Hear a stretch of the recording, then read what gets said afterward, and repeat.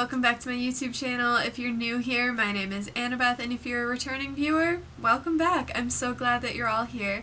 Today I'm coming at you with a new episode of my Adventures with the Sock Machine series. Now I'm just going to start off with a bit of a disclaimer.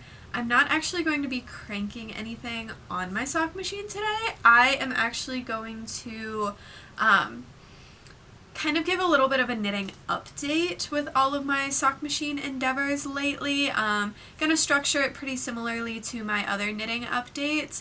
So talk about some finished objects, talk about a whip that I currently have, and then we'll just go on with that. Yeah, so not any actual cranking today, so if that's what you're expecting, sorry to disappoint. Just kind of like a little update, because I've realized recently when I give like my sock machine finished object update with my other updates, it's starting to turn into a lot for me to keep track for one video. So now for this series, it's going to kind of morph into part cranking videos, part experiments like with what I did with the can koozie, and then also part just kind of sock machine updates. So that's what we'll get into today. So first I'm gonna talk about some FOs that I have. Okay, so first up for FOs, I have cranked quite a lot of socks so far on my machine. Let me just show you this. These are all my cranked socks, the cranked socks that I'm keeping. I have also cranked a couple pairs that I've given to other people, including my mom and my brother's girlfriend, so lots of socks have been made. This is actually my sock drawer that I took out of my dresser. I have no idea if you can see that. But yeah, we have like a solidly packed row of cranked socks in this dresser drawer, which is amazing. I will probably fill up the rest of the drawer in no time and need to find another space for my non-cranked socks, because, you know, a girl needs to have a pack of black store-bought socks. Everyone should have that. So yeah, here are all of the finished socks that I have currently. I do have a couple of pairs of, you know what, I meant to grab them, so let me go grab them and then I'll talk to you about those. Okay, so I didn't originally grab these because they're not an actual FO yet. They're still technically a whip, I guess. So I have two pairs of socks here. I have a tall pair and I have a shorty pair. These were both knit up in the Little Fox's Red Fox sock self-striping. I don't remember its real name, but it was the self-striping that Gina had with her Pink Skies collection, I believe. And this one was kind of like my final see how far I can get experiment with a single skein of yarn. That's what I meant to say. So I got all the way through the long pair, and then for the shorty pair, I almost made it. So this just gave me some really good information, because I have a couple other pairs, couple other experiments like this where I just wanted to see how far I get, and that was really to see with different yardages of sock yarn bases, because, you know, some are like 400 yards per 100 grams, some are 425, some are 436, 437, so I just wanted to see how far each of these bases got for socks that would fit me. So that's how far we got. We got super close. It was literally like 5 rows away from the toe, which was fantastic. And now I have that information, so I know like okay, maybe I can just do contrast heels and toes with this base and I can leave the cuff the main color. Or maybe I should do cuff heels and toes for both pairs. Or maybe I can just get away with doing cuffs, heels, and toes for just the shorties or just the long pair. So it's good information to have. I do plan to kick myself into gear and close up these toes today, probably, and block these socks, because they're so cute and they're so springy. I love the colors. I think they're getting a little washed out on camera, but very beautiful pink, blue, purple, yellow stripe. Perfect for spring, perfect for Easter, perfect for a little spring break trip my family is gonna take coming up, so super exciting. So that's whip number 1, I guess, and then whip number 2 is a pretty exciting, kind of big endeavor I am taking on with the assistance of my sock machine. So we'll talk about that now. Okay, we're gonna play a little game. I'm gonna be Dora-ish. I'm gonna be like Dora for a second. I'm gonna show you the pieces that I have right now, and you have to guess what I'm making. If you follow me on Instagram, you already know. So this is really a game for the YouTube only viewers out there. All right, you ready? Here are the pieces. I have finished already. What do you think I'm making? If you said the Beekeeper's quilt, you're absolutely right.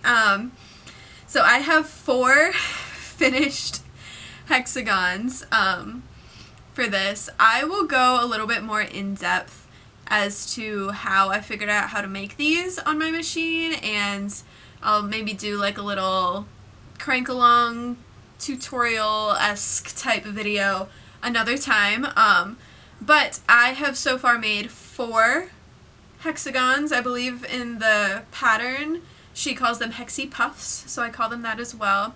They're just super cute little hexagons with a tiny bit of polyfill to give them a little bit of squish, and then yeah, they're gonna all be attached. They get attached kind of in groups of 3. Hang on, let me get 3 different ones. Kind of like that, and then they get attached together as like a little blanket, quilt, mat, however you want to think of it. So I am using up various leftovers and minis and all kinds of stuff. I have an entire basket of yarn right here full of like minis that I don't think would make very good like contrast heels and toes, and then like some non-superwash leftovers that I don't really want to make into socks. Some tweed is in there as well. This yellow was from a recent finished object. These 2 were from a couple pairs of socks that I made. This one was from the Arconia socks I made not too long ago. So yeah, it's gonna be really fun. I'm gonna keep working on this whenever I feel like cranking, but maybe don't feel like cranking a whole pair of socks. And yeah, we'll just see. We'll see how far we get. I wanted to make a Beekeeper's quilt for a while, but it just seemed very daunting, even with the fact that I could like whip up a hexy puff when I was done with some leftover yarn, when I was done with a project. But even the thought of just hand knitting so many things, like y'all saw how sick of rats I was after I only made 20 of them for my coworkers. If you watched my channel back in December. So yeah, I didn't want to hand knit hundreds of little hexagons for a blanket or a quilt or a mat or whatever I'm going to use it for. So sock machine to the rescue, and it's just been really great. So I made this yellow one yesterday, and I actually have 3 more that are still connected to the setup on it and the scrap yarn and stuff. So along with the socks that I plan on closing up today, I'll finish up these other 3 little hexagons, and I will have a grand total of 7. So yeah, that's my other whip. That is probably the only lingering sock machine whip that I'll have for a while. But I'm super excited about it. I think it's gonna be really fun. It's gonna get a lot of leftovers out of my stash. It's gonna help me use up minis that maybe I already used in a project, but I still have quite a bit left over. Like, it'll be a grand old time. So that's that. And now I have one other knitting plan to tell you that involves my sock machine. So we'll get into that now. Okay, so now really the only other knitting plan, I guess, regarding my sock machine is I've come up with, and I'm losing the words, I've made it sort of into a game, with my sock cranking. So let me explain. I had over 20 skeins of sock yarn or sock sets that I had set aside in a specific cube in my yarn stash to crank into socks.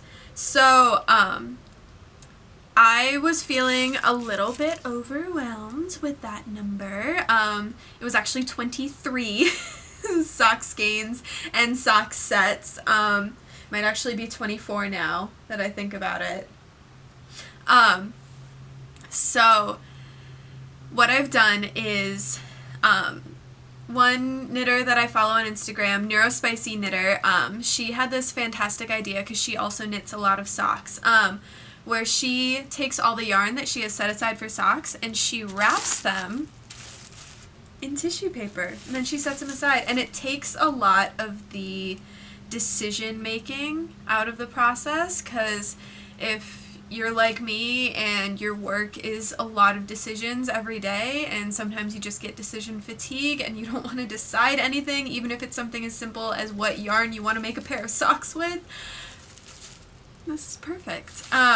So I have 23 skeins and sock sets that I have wrapped up in white tissue paper, so they look like a hoagie here. And I've numbered all of them, so 1 through 23. And the idea is that I am going to get some, hopefully, audience participation. And over on Instagram specifically is where I'm going to be pulling responses from. But if you end up commenting on my YouTube, I will, I'll take note of your comment and I'll add you to the next tally. We'll just try and do it that way. I'll try and keep an eye on things over here as well. But yeah, the idea is, I have a reel already up over on my Instagram. It's annabethkntwrthy with underscores between the words. And you can comment whatever number 1 through 23 that you want me to crank up first, or if somebody's already commented that number, you can give their comment a like, just to keep things contained and easy. And then probably tomorrow, so if you comment on this video, it won't be counted towards tomorrow's cranking, it'll be counted towards the next sock cranking effort, but it will be counted, I promise.